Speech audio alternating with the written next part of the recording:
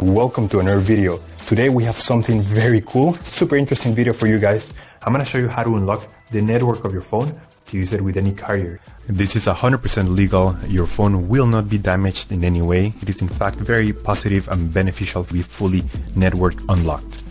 Because your phone's resale value will increase because your phone will be compatible with any other carrier worldwide. We're gonna begin. To start, we're gonna get the phone's IMEI number. That's a unique number for every phone. So to get it, simply dial *#06#.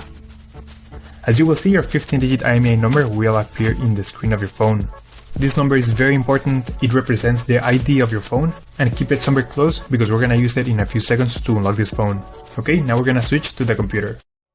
We're gonna use this website to request the unlock code to unlock this phone. So first you need to fill in the information about the phone you want to unlock in this form. The processing times may always vary, so be very patient. It may be very fast sometimes, but sometimes it may also take a little bit longer, so just keep that in mind. Okay, so after you have waited the estimated amount of time, you're gonna get an email, and I'm gonna show you how the email will look like.